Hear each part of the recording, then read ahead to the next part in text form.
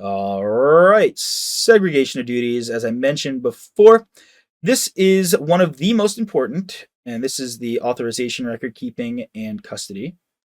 One of the most important and time tested internal control methods for an entity.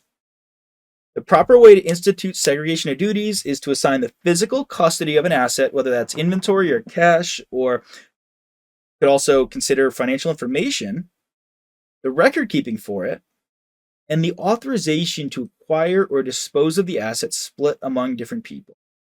This strategy is difficult for small companies, for which it is more expensive to hire employees. That's fair. I see that in a question. It's segregation of duties is definitely more difficult in a company of 4 people. Well, first off, because you only have 4 people, whereas a company of 800 people, you can for sure implement segregation of duties much more effectively. Now, how do you circumvent segregation of duties? How do you commit fraud? What does my search history look like? How to commit fraud? How to fudge the numbers? No, that's not. Actually, maybe that is what my search history looks like in preparation of this lesson. But that being said, this is not an encouragement to go commit fraud. Do not go to your manager and say, but I committed fraud because Nick told me to. He's going to say, who's Nick and why do you bother listening to him? All right. Commit the fraud, convert the fraud to a personal benefit, and conceal the actions. This is how you commit fraud. So you do it, you benefit from it. So you could commit fraud, but it might not personally benefit you. So if you commit the fraud, then you got to convert it to a personal benefit, right? I could fudge the numbers in a company, but would that personally benefit me? Well, no. I mean, unless it has a way of doing so, but that's up for you to figure out. And then you convert that fraud to personal benefit, and then you conceal it. Now, if you don't care about being caught, then don't follow through with step 3. I don't know what to say. That's about it. Now, obviously, these 3 points are where you want to target anti-fraud actions, right?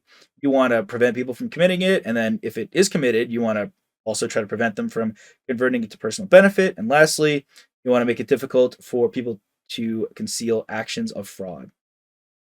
As mentioned, the 2 best ways to get around this custody record keeping and authorization: collusion, so when individuals from one of the 3 segregated departments works in tandem with an individual from one of the others, right? If we got 2 buddies and one has the actual assets and one is the record keeping of it, oh, well, the record keeping one can edit the numbers and say, oh, they're really still there, but the one with custody could start taking them home and selling them. We got TVs, right? Warehouse with TVs. The individual in the warehouse can start stealing TVs, and their buddy in the record keeping and just not report those TVs as missing.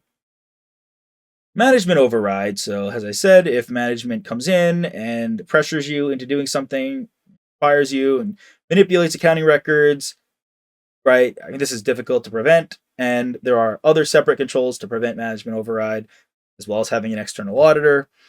So even where controls are operating effectively, management can still come in, mess things up. Gotta love it for management. Well, that was a great bit of information on internal control frameworks. Let's wrap it up here. Hey there! Are you ready to not only pass your CPA exams, but truly understand and enjoy the material while studying? I know it seems impossible, right? Especially to enjoy the material? We'll do it together. Tap into the power of CPA.examprep.ai, where we've got personalized quizzes, multiple choice questions, memorization guides, flashcards, simulations, all tailored to your learning. Our adaptive study planning puts you on the fastest path to success and lifts you back up if you fall behind. Avoid wasting your precious time and money attempting an exam with a low chance of passing, because who wants that? We want to get you through this process as quick as possible. Our exam readiness prediction lets you walk in with confidence, knowing that you're prepared for success on exam day. Thankfully, there's no payment method needed to get started, so why don't you come join us? Visit cpa.examprep.ai and let's achieve your exam success together.